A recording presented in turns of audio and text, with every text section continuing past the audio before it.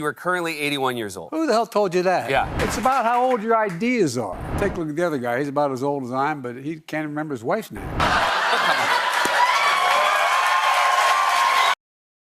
Joe Biden went on Seth Meyers' late-night talk show to discuss his campaign, Donald Trump, as well as a couple odd conspiracy theories that have made themselves mainstream that I think Joe Biden actually showed himself pretty well in discussing. He was funny at times. He had confident responses to meaningful issues like his age, which Seth did not shy away from asking him that and getting right to the big one. And I think Biden actually managed to answer it pretty well. So let's start there. You are currently 81 years old. Who the hell told you that? Yeah.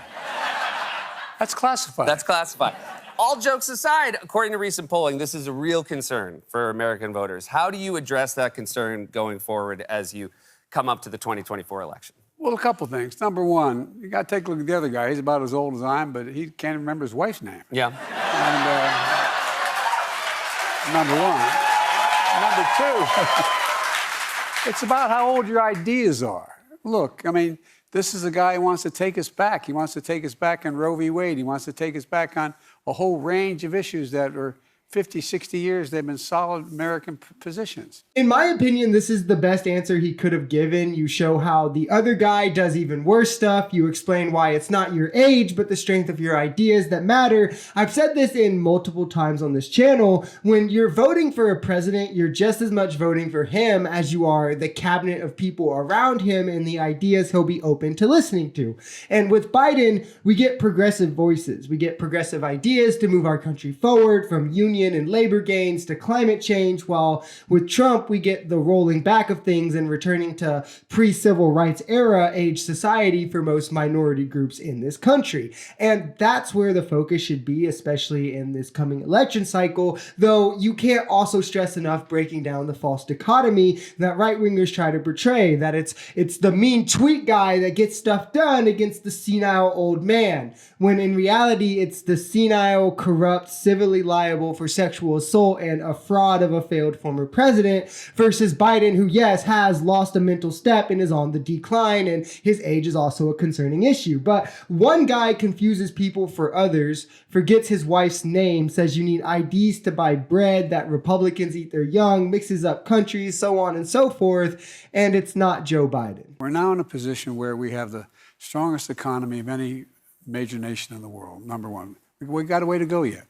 Inflation is down, 880,000 manufacturing jobs. You know, we have 14 million new jobs.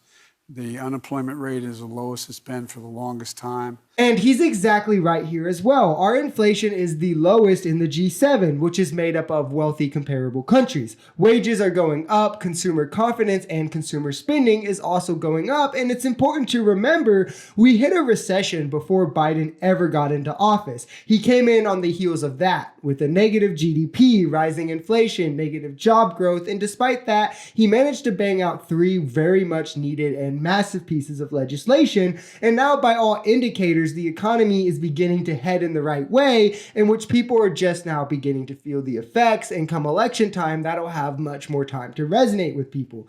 This obviously doesn't mean it's perfect, and it isn't meant to invalidate the struggles that people feel day in and day out. Again, on the heels of a pandemic and a recession, under capitalism's nonetheless, things are obviously going to be hard for the working class people, but sometimes it's hard to recognize or feel real change in the moment until you look back and see how far you've came. Do you enjoy playing around with the dark brand meme?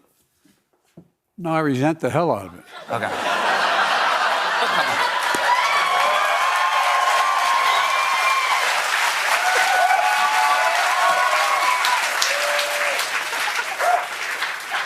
Now, my favorite one recently is there are 18% of Americans, according to recent polling, have believe that you and Taylor Swift are actually working in cahoots.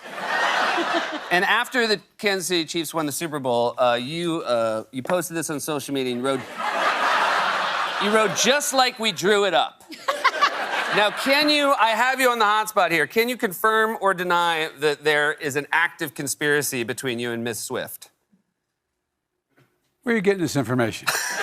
Again, I think a perfect response, if they're going to resort to these loony conspiracy theories and absolute lunatic behavior, it's best to probably just lean into it and have a sense of humor, especially in terms of attracting younger voters, because addressing something as asinine as some of these claims and regarding them as normal would only read as defensive, or if you have something to actually justify. Sometimes you've just got to learn to take it in stride and go with the flow, and I think Biden did a great job here, giving him more of a human sense and not coming off as much of a grandpa. Still a little bit, it's still a little there, but more of, a lovable grandpa rather than the senile old man that the right wants to paint him as. And he also had some genuinely funny jabs at Trump that he managed to mix into his monologues. Let's hope that he can keep up strong appearances just like this one coming into the full swing of the election cycle, where he's definitely going to be needing to have his full motor ahead of him. If you enjoyed this video, we're Social Society. We're a commentary channel influenced by politics, society, and the economy. We are pretty left-leaning on this channel, but we're open to our right-wingers as well.